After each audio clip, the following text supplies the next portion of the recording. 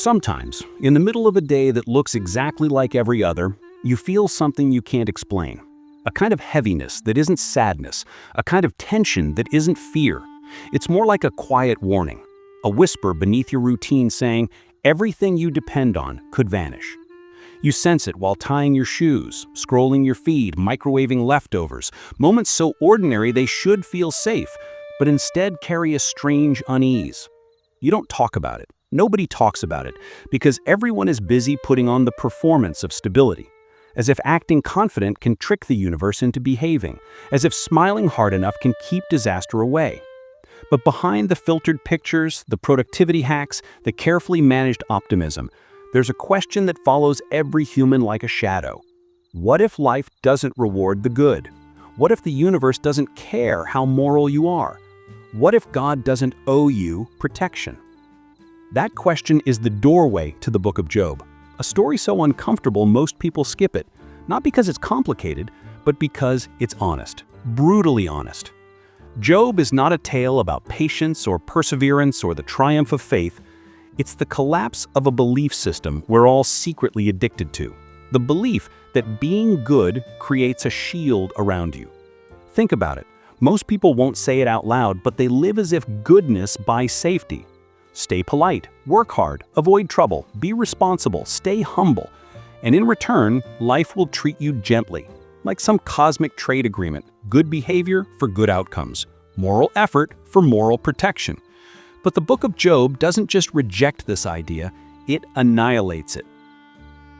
It starts with a man who embodies everything we call good, a man who does everything right, a man the Bible itself describes as blameless. The kind of person who would make you feel guilty for not trying harder. The kind of person who would be praised on every timeline. Stable, successful, grateful, generous, a role model. The type of person who prays even when life is going perfectly, just in case someone he loves messed up without realizing it. Job is so good, it's almost annoying. And that's exactly the point. Because if anyone deserved divine protection, it was him.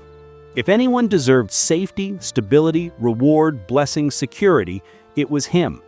And then, without warning, his life collapses. Not slowly, not gently, not in a way that allows him to adjust. Everything breaks at once. Wealth, gone. Status, gone. Children, dead. His entire world ripped to pieces. Not because he failed, not because he sinned, not because he forgot God for a moment, but for no reason he can understand. This is the part people pretend isn't there, the part most preachers blur out, the part that destroys the inspirational version of the story. Because Job doesn't suffer as a lesson, he suffers as evidence of a truth we hate to face. You can do everything right and still lose everything. That's the line nobody wants to hear. It's the line that makes the story dangerous. Because if this happened to the best man alive, then what about us? What does that mean for people who are normal, flawed, inconsistent, anxious, impulsive, imperfect? If Job can lose everything in one afternoon, what makes us think we can't?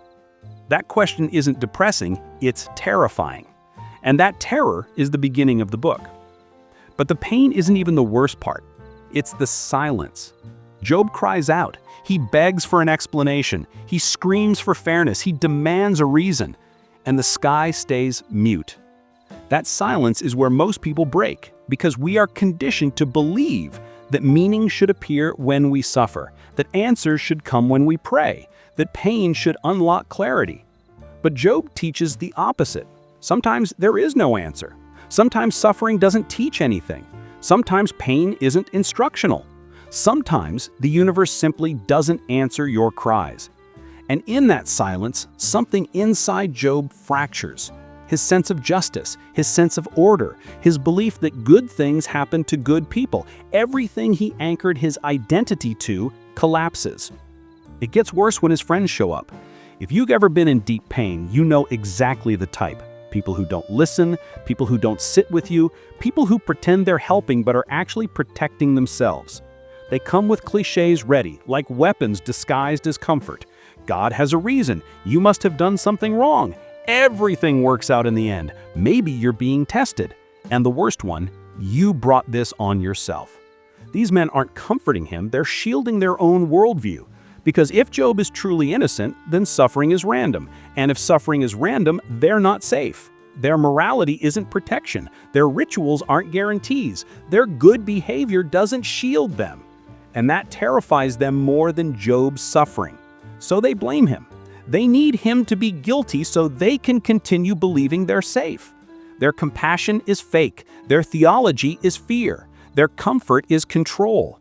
But Job refuses to accept their easy answers. He refuses to lie to himself. He refuses to pretend the world makes sense. He says things no believer today would dare say aloud. Accusations, outrage, grief so raw it burns. He calls out the unfairness. He calls out the randomness. He calls out the silence. He says the kind of truths that make religious people nervous.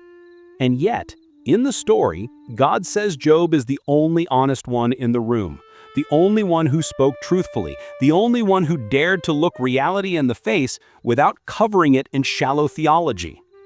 That's the part that flips the entire story upside down. Job's rage isn't rebellion, it's integrity. His grief isn't weakness, it's truthfulness. His questions aren't sin, they are the beginning of wisdom. This is the ground the book of Job forces you to stand on, the ground where all illusions of control evaporate, the ground where morality is not a shield, the ground where the universe does not reward good behavior, the ground where you realize the truth Job was forced to face. God doesn't owe you anything. And that realization isn't meant to destroy you. It's meant to wake you up. Because when you stop expecting guarantees, you stop living in fear of losing them. You stop treating life like a contract. You stop bargaining with existence. You start seeing clearly, painfully, honestly. And that honesty is where the story truly begins. There's a moment in Job's story that almost feels too modern, too familiar. After losing everything, after the shock stops buzzing in his bones, he sits in silence. Days pass. He doesn't move, doesn't speak, just sits in the ruins of what used to be his life. And the people around him do what people still do today. They panic at the sight of suffering they can't explain. It threatens them. It mirrors their greatest fear. So they rush to fill the silence with explanations, because explanations feel like control, and humans love control more than they love truth. Job's friends start with sympathy, but sympathy quickly transforms into interrogation. They can't accept that tragedy might be senseless, so they start hunting for reasons, like detectives searching for someone to blame. Their logic is cruel, but popular. Suffering comes from sin. Something this big must come from a hidden mistake. It's the oldest superstition on earth, the belief that bad things only happen to bad people. Not because it's true, but because the alternative is too terrifying. If bad things can happen to anyone, then no one is safe. And no one wants to live in a world where innocence can be crushed for no reason, so people pretend it's impossible. They weaponize morality as a shield and shame as a comfort, and they aim both at Job. They accuse him politely at first, then aggressively, then relentlessly. They pick apart his life, his habits, his intentions, even his children. They treat his grief like a crime scene and his heart like evidence. They need him to be guilty, not for justice, not for truth, but for their own psychological survival. Because if Job is innocent, then their worldview collapses. Everything they believed about fairness becomes fragile. Their sense of safety becomes illusion. Their God becomes unpredictable. And unpredictability is the enemy of comfort. But Job doesn't break. He refuses to nod along with their theories. He refuses to accept guilt he doesn't have. He refuses to surrender to a moral system that doesn't match reality. He chooses truth over comfort, and that choice isolates him even more. Because most people aren't searching for truth, they're searching for reassurance. Job's honesty threatens everyone around him. His suffering becomes a mirror they don't want to look into, so they attack him to protect themselves. This is one of the most painful parts of the story. Job suffers twice. first from the catastrophe, then from the cruelty of those who can't handle his reality. And yet, what makes Job timeless isn't the suffering. It's the confrontation with the one question every human eventually asks: why? Why pain?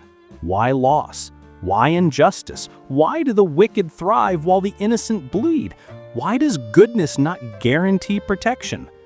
Job asks these questions with a brutality most people only whisper in the dark. He demands answers from God. And what's frightening is that he's right to ask. He's not being dramatic, he's being human.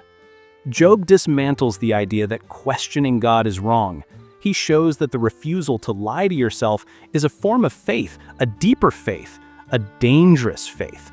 The kind of faith that doesn't hide behind clichés, the kind that steps into the storm with no guarantee of survival.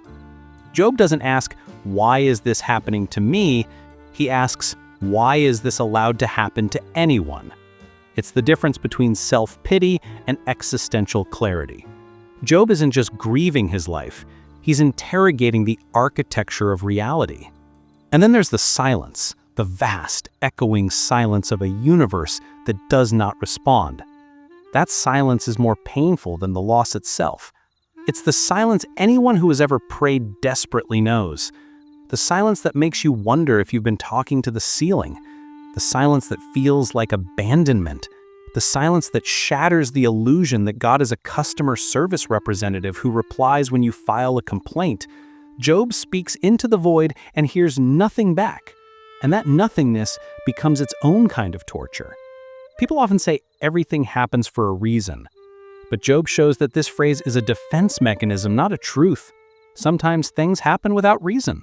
Sometimes they don't fit into a lesson. Sometimes suffering is not a message. Sometimes it's just suffering. But humans hate randomness. Randomness makes life unbearable. So his friends invent narratives to cover the void. They choose false certainty over honest confusion. Job chooses the opposite. He chooses truth, even when the truth is terrifying, and that choice isolates him further. But the real turning point happens when Job shifts his focus. His grief morphs into fury. Not blind rage, philosophical rage, the kind that looks at the world and demands accountability. He doesn't demand comfort, he demands coherence. He wants reality to make sense. He wants justice to be more than a word. He wants a universe where actions have predictable outcomes. But the more he looks at the world, the more obvious it becomes that the universe doesn't behave like that. Bad people thrive, good people perish.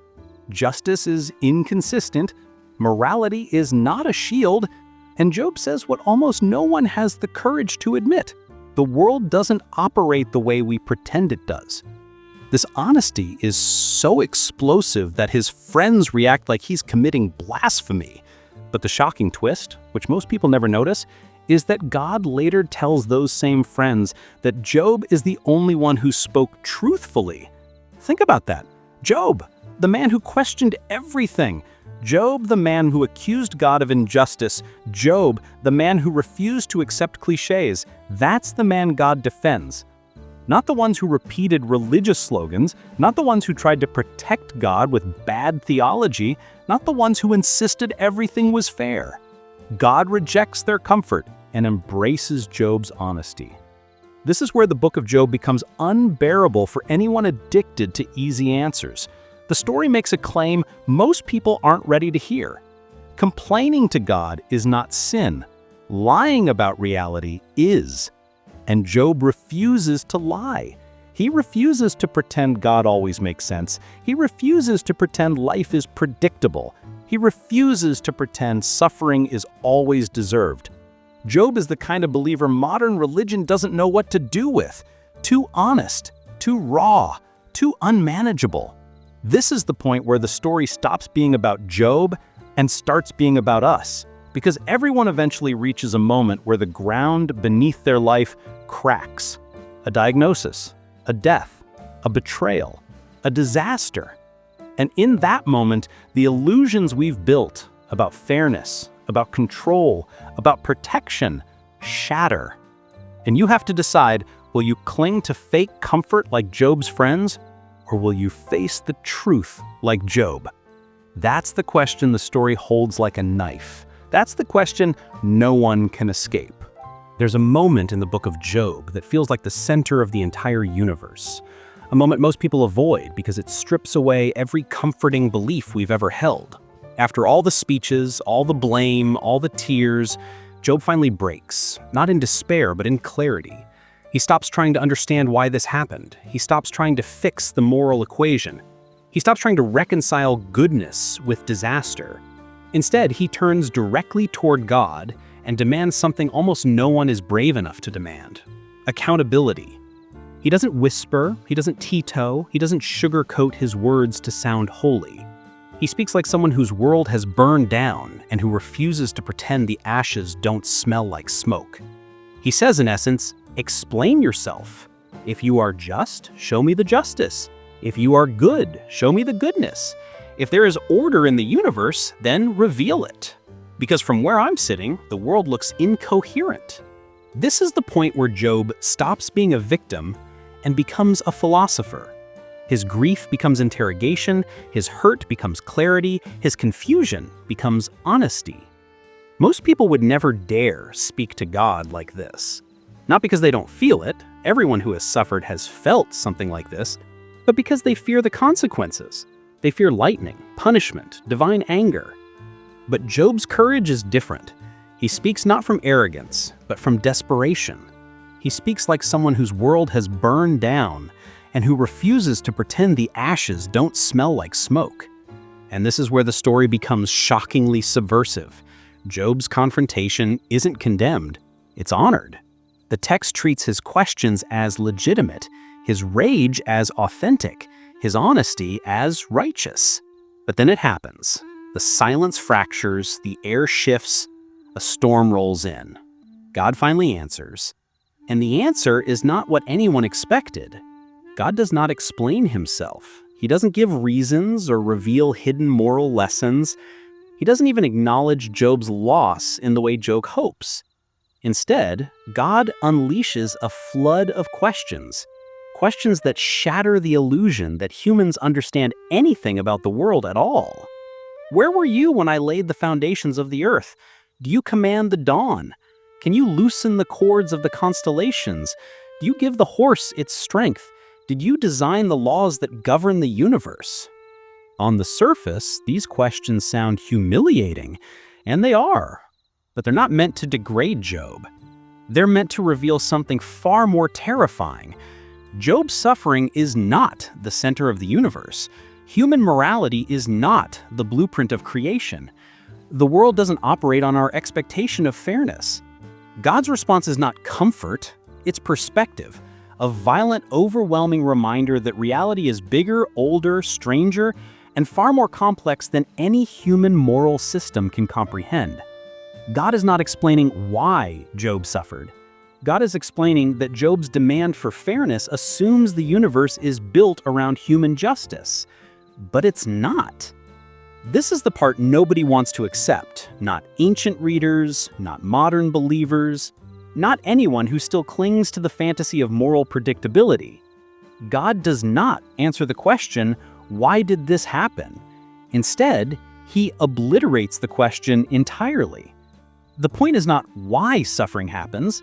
The point is that suffering cannot be understood within the human framework. The universe is not a courtroom. God is not a vending machine. Morality is not currency. And life does not operate like a spiritual economy where righteousness automatically produces reward. Job is confronted with a truth he never imagined. God does not owe him fairness, explanations, or protection. And that revelation is shattering. Every belief Job had about justice collapses. Every assumption about how the world works dissolves. This is the psychological earthquake at the core of the book. Not suffering, not tragedy, but the collapse of the illusion of control. The modern mind hates this. We live in a world obsessed with making life predictable. Insurance policies, safety protocols, health plans, productivity systems. We create layers of structure, convinced that enough planning will keep chaos away. And when disaster strikes, we scramble to make it make sense. We invent stories to preserve our comfort. Everything happens for a reason. This is building character. It's all part of the plan. But these phrases are more for us than for the truth. They're not explanations, they're anesthesia. Job is the antidote to that anesthesia. He forces us to confront what we desperately try to avoid. The universe is not obligated to match our expectations. It never was. The revelation is harsh, but it's liberating in a strange way. When you realize the world is not controlled by your goodness, you stop living in fear of not being good enough. When you realize God does not prevent suffering based on your behavior, you stop bargaining. You stop performing morality like a superstition. You stop treating virtue as insurance. Job learns that the universe contains wildness and freedom beyond anything he imagined. Chaos and order intertwined. Creation indifferent to human desires, and a divine presence that refuses to be simplified into a moral algorithm. And this is where the story becomes deeply uncomfortable for anyone who wants a God who behaves like a manager or a judge or a predictable parent. God's speech reveals something frightening. Divine power is not domesticated. It is not safe. It is not controllable, and it is not transactional. God's answer forces Job and us to stop trying to shrink the universe into something fair. And in that storm, Job breaks in a different way. Not from pain, but from realization. He understands that his suffering was real, but his assumption about how the world works was illusion. The universe isn't supposed to make sense according to human logic. And once he realizes that, something strange happens. He stops demanding control. He stops demanding explanations. He stops demanding fairness. Not because he gives up, but because he wakes up. He sees reality not as he wants it to be, but as it is. This is the heart of the story. Job moves from a faith built on fairness to a faith built on truth. From a faith built on reward to a faith built on reality. From a faith built on expectation to a faith built on presence. It's the transformation that breaks the ego but frees the soul. Because once you stop expecting the universe to be fair, you finally begin to see it clearly. When the storm finally settles and God's voice stops echoing through the chaos, something strange happens inside Job. Something subtle, quiet, but more transformative than any miracle. He doesn't suddenly feel better. He doesn't suddenly understand everything. Nothing in his external life changes in that moment, but something in him shifts. It's as if he finally sees the truth that was always there, hidden beneath layers of assumptions he never realized he was carrying. Job realizes that his entire life he believed in a world that didn't actually exist, a world where goodness guaranteed protection, where morality functioned like a shield, where God operated according to human logic, where life could be negotiated through righteousness. That world collapses, and in its place stands something raw and terrifying. Reality as it truly is. Reality without illusions. Reality without comforting lies. Reality without the childish expectation that doing the right thing keeps you safe. The truth is simple, but brutal. Nothing you do can force the universe to behave. Virtue is not armor. Faith is not insurance. Wisdom is not immunity. And once Job sees that, something tight inside him finally loosens. Not because the truth is comforting, because it's honest. After the divine speech, Job does something most people misunderstand. He doesn't apologize for questioning God. He doesn't retract his pain. He doesn't pretend he was wrong to feel betrayed. What he does is admit that he was trying to make the universe smaller than it is. He acknowledges that he assumed too much about how reality works. He thought he understood justice. He thought he understood God. He thought he understood cause and effect. And now he realizes those were projections, not truths. Job doesn't surrender because he's defeated. He surrenders because he's awakened. This is a transformation most people never reach because most people would rather cling to comforting illusions than face the terrifying openness of a world without guarantees. People want a God who fits into logic, a universe that behaves predictably, a moral system that functions like math. But the world isn't built that way, and the book of Job refuses to lie about it. There's a reason this story stands like a knife in the heart of religious certainty. It calls out the human desire for control disguised as faith. It exposes how much of what we call belief is actually bargaining. It forces us to confront how deeply we crave a universe that responds to our effort the way a machine responds to a button. We want predictability, not partnership. We want guarantees, not relationship. We want protection, not truth. But God's response to Job dismantles all of that. It exposes how fragile and self-centered our expectations truly are. People often say, if God is good, why do bad things happen? But that question already assumes a bargain, that God's goodness must be expressed in ways that protect us from suffering. Job's story says something more radical. Goodness does not mean safety. Divine power does not mean predictability. Moral living does not mean immunity. The world is not a moral vending machine, and God is not a cosmic bodyguard hired by our good behavior. The truth is harder. The truth is this: existence contains chaos, and faith is not the removal of chaos. It is the refusal to let chaos define meaning. Job learns this the hard way. He learns that demanding the world make sense is a form of arrogance disguised as righteousness. He learns that asking God to follow human rules is like asking the ocean to stay within the lines drawn in the sand. He learns that suffering is not a flaw in the system, it's part of the system. Not punishment, not neglect, not divine failure. A consequence of living in a world where freedom and danger coexist. There's a moment after God speaks when Job simply sits there. No lightning strikes him, no miracles occur, no explanations are provided. Just him, breathing in the dust of his ruined life and realizing that the universe is bigger than he ever imagined. In that moment, he becomes something new. He stops trying to control reality. He stops trying to analyze fairness like a philosopher mapping equations. He stops trying to force meaning into places where meaning doesn't naturally exist. He starts, quietly, to accept that understanding is not the foundation of faith, presence is. This is the part of Job most people skip because it doesn't feel triumphant. It doesn't feel uplifting. There's no neat emotional payoff, no closing montage with happy music. It's quiet, uneasy, almost anticlimactic. But that's exactly why it matters, because transformation rarely feels like fireworks. Transformation feels like resignation, like honesty, like finally admitting the truth you fought for years to avoid. Job's transformation isn't visible, it's internal. He doesn't leap up and rejoice, he doesn't chant inspirational quotes, he doesn't suddenly become wise and tranquil. He just understands, and that understanding is enough to shift everything. It allows him to live without needing the world to behave, without needing explanations for every loss, without needing guarantees, without needing the illusion that righteousness equals reward. This moment is the real climax of the book. Not restoration, not blessing, not the happy ending people like to emphasize. The real climax is Job realizing that he doesn't need answers to keep living. That life itself is not the problem. It's the expectations we place on it. Expectations that it should be fair, predictable, safe, controlled. But life is none of those things. Life is fragile, chaotic, beautiful, terrifying, temporary, and precious precisely because of that fragility.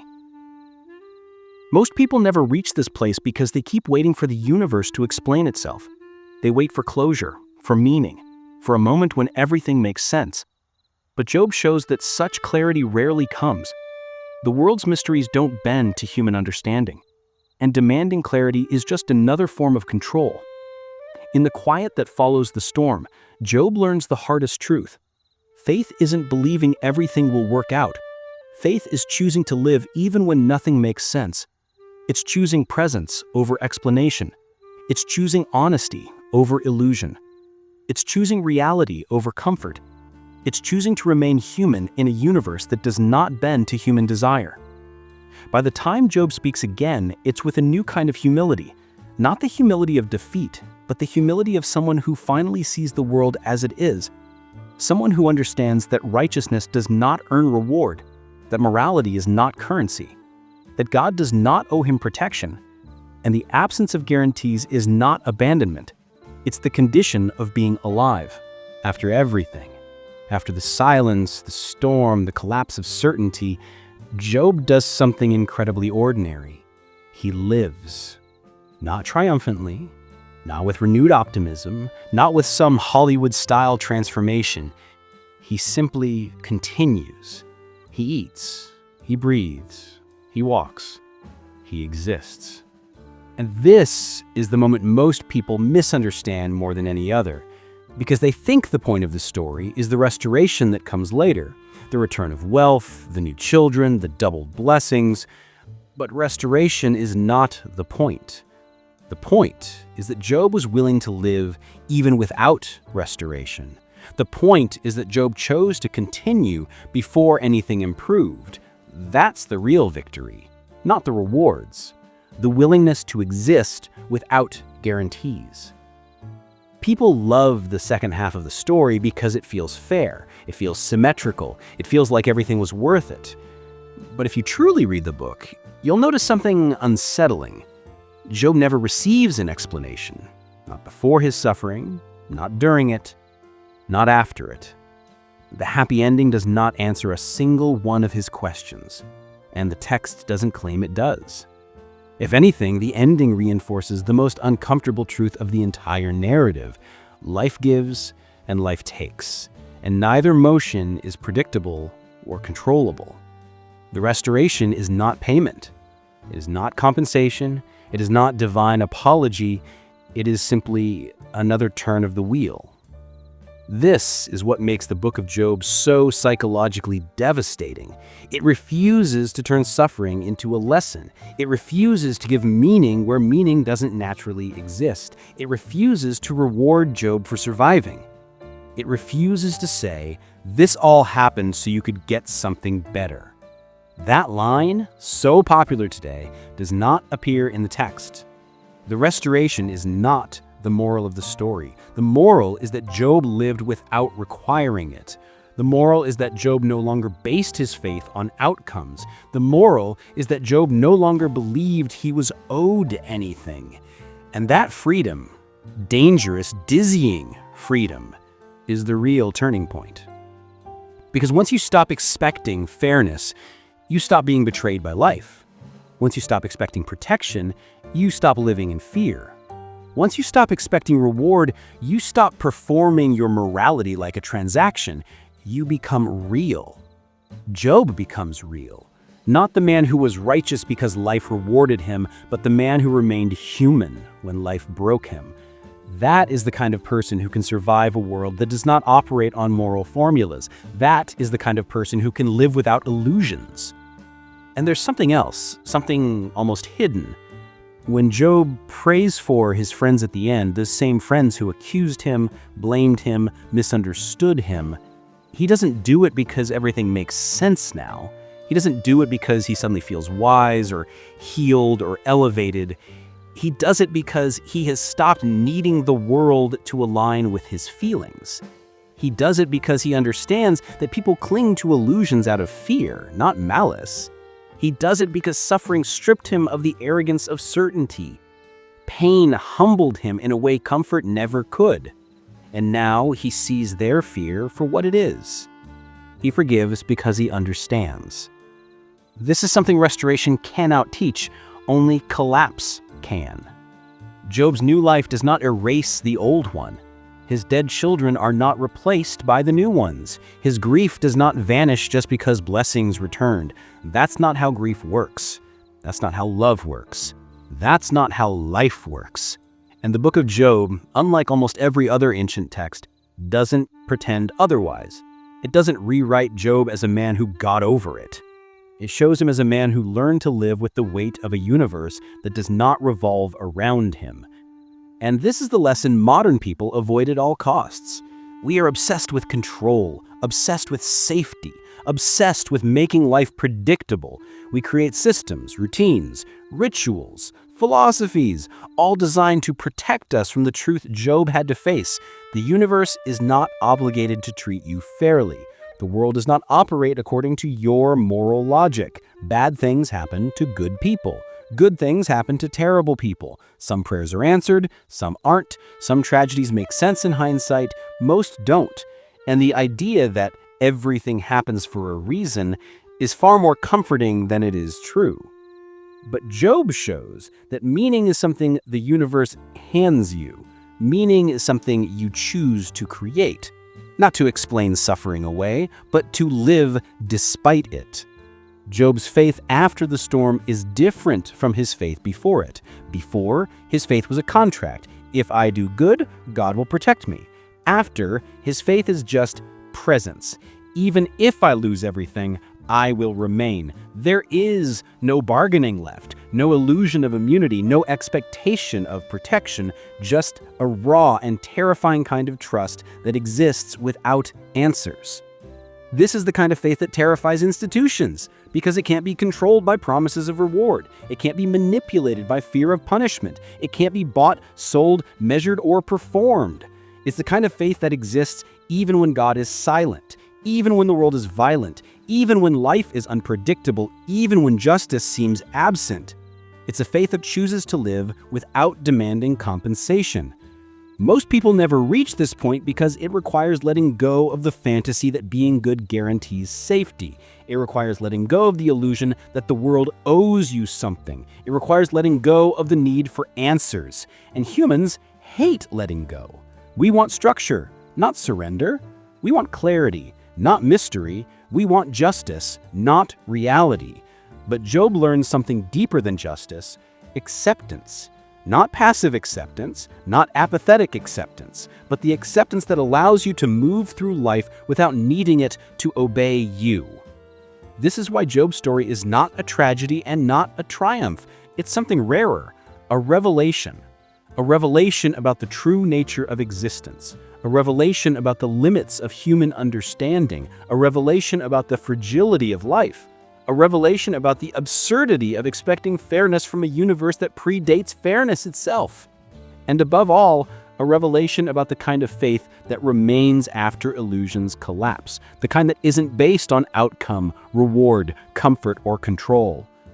The story ends not with victory, but with clarity, not with explanation, but with transformation. Job emerges from the storm as someone who finally understands God doesn't owe him anything. Life doesn't owe him anything. The world doesn't owe him anything. And once you understand that, you stop waiting for the universe to reward you. You start living because living is all there is.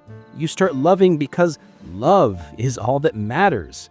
You start cherishing the fragile, temporary moments because they are precious precisely because they are temporary. Job's story doesn't give you safety.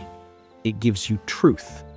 And truth, once accepted, is the only thing strong enough to set you free.